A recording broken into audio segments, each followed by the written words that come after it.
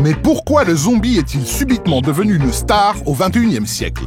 Recollons les morceaux ensemble. Vaudou, tabou, garde-fou.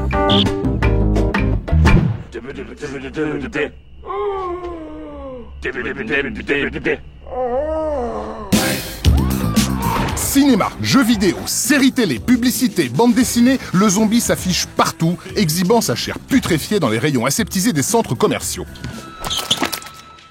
Que s'est-il passé pour que la tête du mort-vivant devienne tête de gondole? Comment ces corps décharnés et visqueux, issus de l'underground, sont-ils devenus des superstars médiatiques? Beautiful. They're screwing with the wrong people. Parvenue à sa 5e saison, la série The Walking Dead bat des records d'audience internationaux. Dans le même temps, des élus s'opposent à la tenue de Zombie Walks en considérant qu'ils dégradent l'image de leur ville. Mais avant d'entrer dans la polémique, pourrait-on savoir d'où il vient ce zombie? Le zombie en Haïti est d'abord une figure de l'esclavage. C'est un individu qui est ensorcelé et qui va perdre toute liberté pour être obligé de suivre les commandements d'un sorcier. C'est principalement Romero qui va modifier ou bouleverser la figure du zombie pour lui donner une nature d'abord fatale, c'est-à-dire que on peut pas redevenir humain. Et ensuite, qui va faire du zombie véritablement un mort-vivant. C'est un individu qui est un cadavre, qui se décompose et qui est un état dont on reviendra jamais, en fait. Je crois aux forces de l'esprit et je ne vous quitterai pas. Chilled a monkey brain. L'impact du film de Romero sur le cinéma d'exploitation ne sera pas au goût de tous. Et dans la France des années 70, ces films d'horreur assimilés à de la pornographie sont réservés à un public extrêmement marginal. Le rejet est si manifeste qu'en 1978, le zombie de George Romero se voit menacé d'être classé X. Sauf qu'il sortira sur le marché émergent de la vidéo, qui n'a pas encore de régulation et où les VHS ont tendance à tomber entre les mains des petits enfants. T'as eu peur? Non, j'ai pas eu peur parce que j'aime bien les films d'horreur. Ah! Ma première rencontre avec les zombies, ça a été fait à travers Dawn of the Dead de George Romero. Ça a été une vraie terreur cinématographique, c'est-à-dire que j'ai encore ce souvenir du sang dans les essuie-glaces du camion, une image très âpre, très rugueuse, un réalisme absolu. Ça m'a terrorisé pour énormément de temps. Pendant une dizaine d'années, j'avais encore ces images en tête. Et aussi aujourd'hui, un film d'épouvante, pourquoi pas. Le mal est fait et des milliers d'enfants vont développer une fascination primale pour le mort-vivant. Ce qui va créer des vocations, lancer des carrières et faire entrer cette créature autrefois taboue dans une culture bien plus mainstream.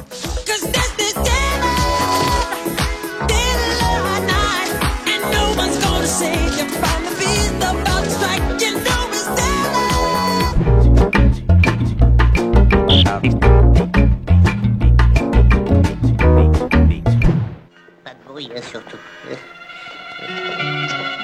La critique institutionnelle aura beau se déchaîner sur ces films décadents, elle n'empêchera pas toute une génération d'enfants de se découvrir à travers la figure tortueuse du zombie. Ah! Salut! Au secours! Surtout dans la tête de gamins, ça produit un effet très fort. Donc, on est face à plusieurs tabous renversés. Celui d'abord de l'ouverture du corps, de la chair qui est montrée, qui est un des tabous les plus profonds, qui est la plus grande source de dégoût peut-être chez l'homme. J'ai été greffé d'un rein à 16 ans pour ma première greffe et quelque part, quand vous êtes à l'hôpital et que vous voyez les gens qui sont très maigres, qui sont en survie plus que vivants, vous avez cette impression d'être entouré de morts vivants. Finalement, ça montre que la mort est une maladie. Why do you eat people? Not people, brains. Et d'autre part, un certain nombre de tabous renversés, ceux-là sociaux, c'est-à-dire que, évidemment, on s'en prend pas à ses proches, on va pas tuer les membres de sa famille, etc. Et c'est ça qui est démontré dans le cinéma de zombies. Je me rappelle avoir vu le début de Creepshow quand j'avais 6 ans, un truc comme ça. Et donc l'image du père qui sort de la tombe et qui dit « C'est la fête des pères et je veux mon gâteau !» comme ça, m'avait terrifié à l'époque. Le tabou, la famille, le rapport à la chair, à l'image du père, allongez-vous, tout va bien se passer. Hélas, monsieur Martinez, c'est l'heure. Eh bien, docteur, Vous avez gagné 480 francs. On est directement dans ce que Freud appelait l'inquiétante étrangeté. Hein. L'inquiétante étrangeté, c'est la chose qui apparaît à la marge du regard, mais qui va faire retour, qui va hanter et que l'on va avoir de la difficulté à saisir. Le premier zombie qui apparaît dans l'histoire, au fond du cinéma de Romero, c'est un type à l'arrière-plan de l'image qui marche. Et c'est plus tard qu'on va comprendre qu'il s'agissait d'un zombie, mais c'est comme ça qu'entre le zombie dans l'histoire du cinéma. Mais l'Occident n'a pas attendu Romero et la psychanalyse pour faire marcher ses morts. De la résurrection de Lazare à la crucifixion du Sauveur, le dogme catholique a imposé un rapport tout particulier à la chair que n'ont pas manqué de constater les amateurs de gore. Figure archétype, à cheval entre la vie et la mort, le zombie semble nous rattacher à des concepts spirituels et psychanalytiques qui lui sont bien antérieurs. Mais un mystère demeure.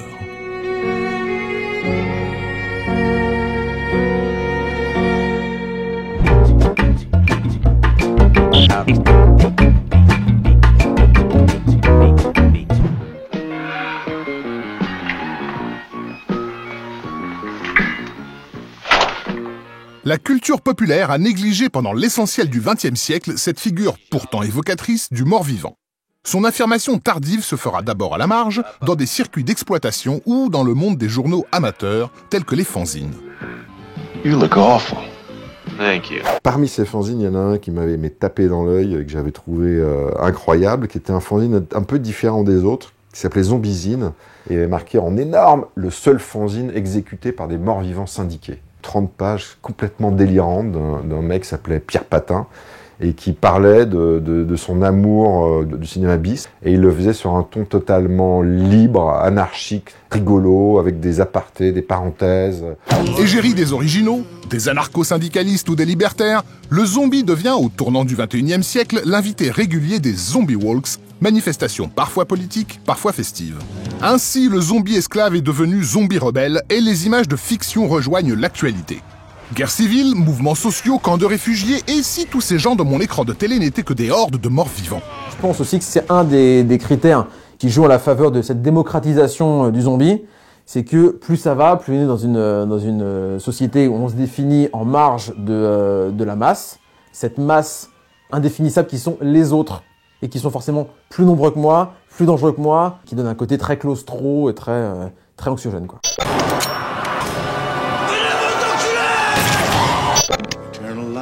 Comme si cette figure devenait le réceptacle idéal d'une multitude de fantasmes inavoués.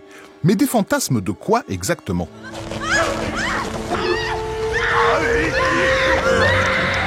La destruction de l'humanité est un fantasme en Occident. Le cinéma du zombie qui nous l'offre nous intéresse, nous fascine, puisque les médias ne cessent de ressasser le fait que l'Occident serait en déclin, que la planète serait mourante,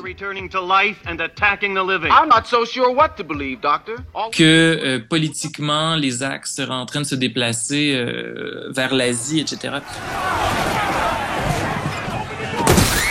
Le fait qu'on nous présente pas de solution à ces événements-là crée une sorte de frustration dont une des seules sorties possibles, paradoxalement, nous apparaît comme la destruction de l'humanité. C'est comme le type qui se voit menacé d'un flingue et qui, à un certain moment, finirait par dire « Mais tire donc !» comme une façon de mettre fin à cette angoisse-là, puis au moins de reprendre un peu le contrôle en disant « Au moins, je l'aurais choisi ». Autrefois réservée aux originaux et aux antisystèmes, la figure du zombie résonne aujourd'hui auprès du plus grand nombre, sans avoir eu besoin d'être amputé de ses fondamentaux. Vu son parcours dans l'inconscient collectif, on comprendra qu'il a su, mieux que d'autres, d'abord annoncer puis incarner nos angoisses contemporaines.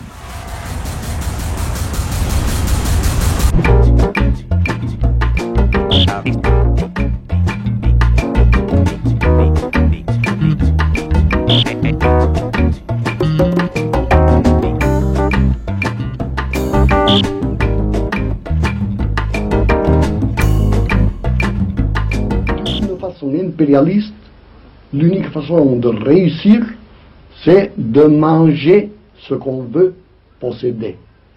Et en ce moment, vous le voyez, je suis en train de dévorer la télévision en personne.